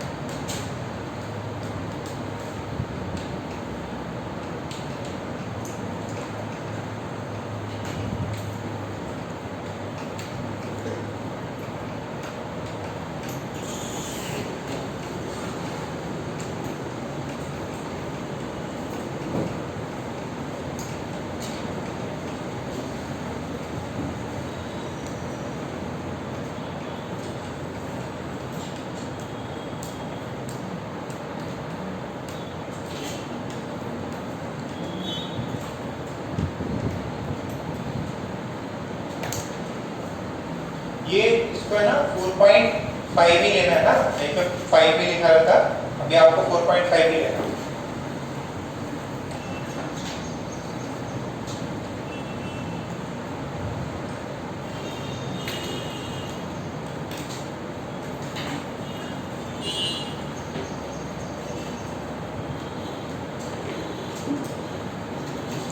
कितना टाइम हुआ?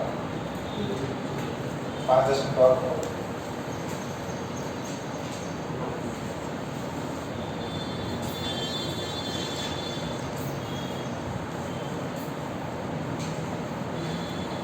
ये रिएक्टिविटी का रेशियो पता चल गया अपने को। अच्छा, एक है आपके पास में, इंपॉर्टेंट क्या है, सराउंडिंग के लोग कैसे हैं, तो number of hydrogen atoms, hydrogen atoms में अपन नंबर यूज करेंगे n 1 degree H, n 2 degree H, n 3 degree H। इसका मतलब क्या हुआ, number of 1 degree hydrogen, short form से नंबर ऑफ 1 डिग्री हाइड्रोजन, ये नंबर ऑफ 2 डिग्री हाइड्रोजन, ये है नंबर ऑफ 3 डिग्री हाइड्रोजन। सब जब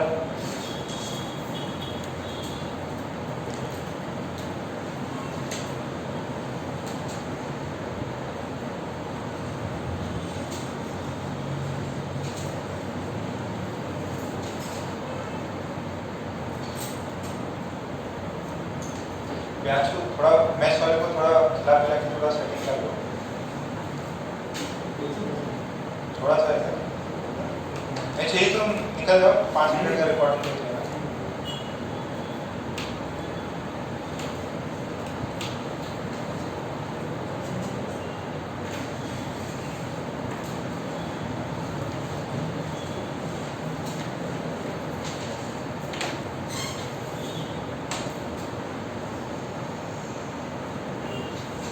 ठीक, इतना छापा सबने।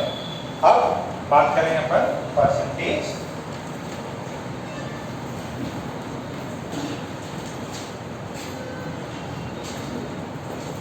बता दो सबने छापा।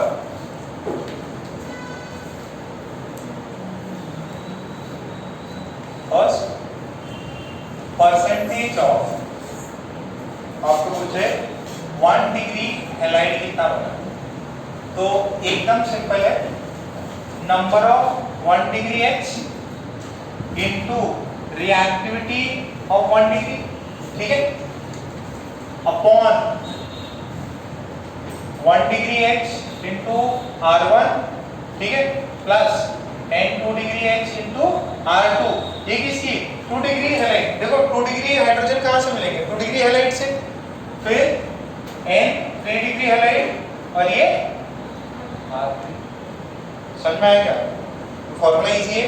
अच्छा, अब percentage ratio of 2 degree halide, 2 degree halide ऊपर क्या आ जाएगा, n 2 degree H into R2, 2 degree वाले की रिएक्टिविटी, यहाँ पे वैल्यू कितनी आती है R की 1, इसकी R2 की 3.8, इसकी 4.5, ठीक है। सो नीचे क्या आ जाएगा, जो यहाँ पे सारा सेम आ जाएगा, ठीक है। तो R लिख लो फटाफट, फटाफट लिखो इसको,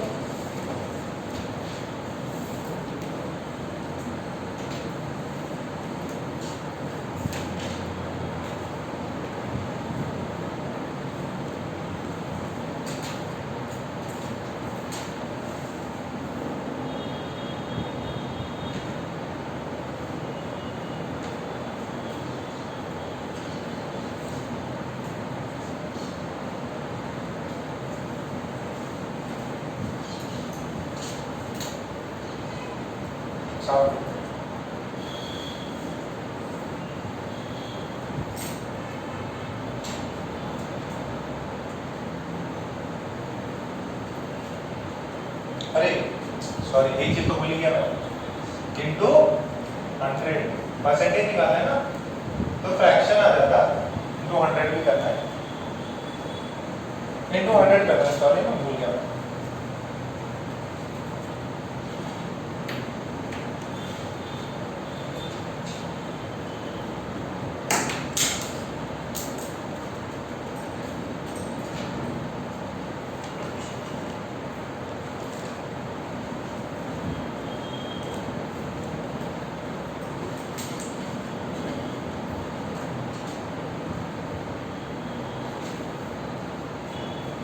छापा,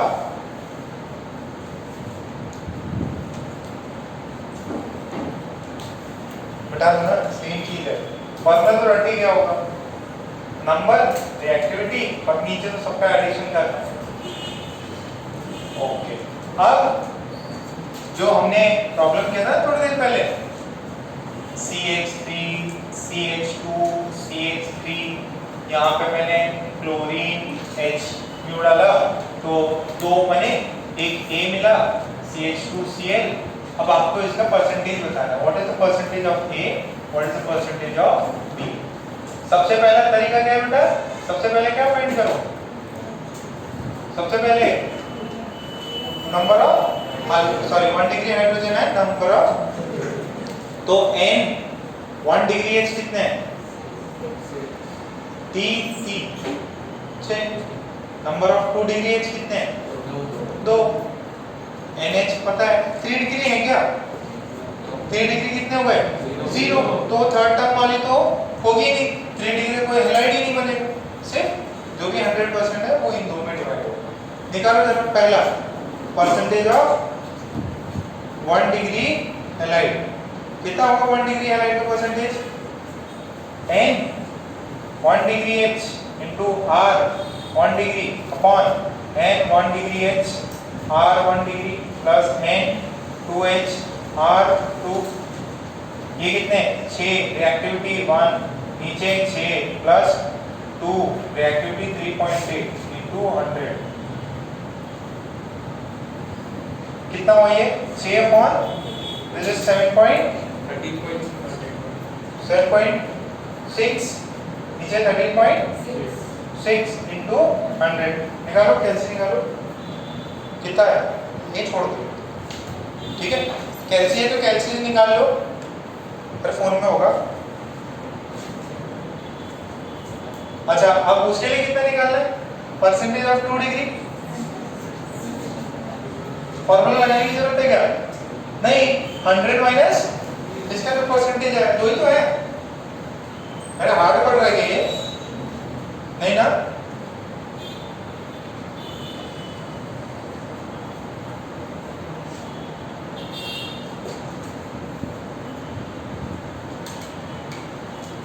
नेक्स्ट क्लास में ना अल्केन्स पूरा कंप्लीट कर लेंगे। बुकलेट लाए हो, कितने लोग लाए हैं, वापस हाथ खड़ा करो, निकालो जरा, ये इसका परसेंटेज बताओ, पहला परसेंटेज कितना है, कितना है,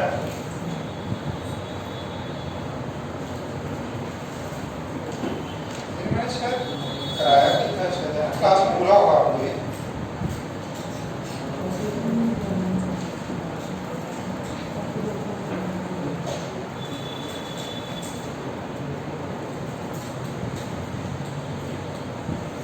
कितनों के पास है भाई, इस बेंच पे भी नहीं है, मौका किसी के पास नहीं है। इंटेक्स एक्सरसाइज 1, पहले परसेंटेज बता दो कितना है, 30 44.1, ओके, 44.1 परसेंटेज, इसका कितना है,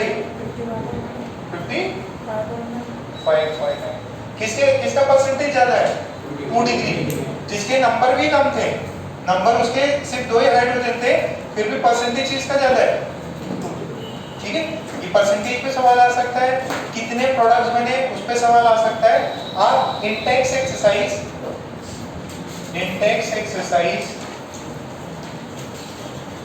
1 करेंगे हाइड्रोकार्बन्स की, पेज नंबर 13.5, ठीक है, 13.5 13.5। तो जब भी मैं क्लास नेक्स्ट लगाऊं उसमें आपको लाना है, बहुत चिंती सवाल है, क्लास में कर रखे आप लोगों ने, देखते से ही आंसर मार्क करोगे। अच्छा इलेक्ट्रोलिसिस हो रहा है, मैंने ड्राई ईथर डाला हुआ है, प्रोडक्ट पूछा है, फ्लेवेंसल रिडक्शन पूछा है, तो आप प्रोडक्ट प्लीज पक्के से 10 सवाल है, 10 सवाल पूरे कर दो, है ना। और फिर अपन नेक्स्ट क्लास इसको वाइंड अप कर देंगे और फिर अल्कीन्स की तरफ चलेंगे, ठीक है। ओके, आराम से जाएंगे, रुक जाओ, कल रिकॉर्डिंग बंद कर दें।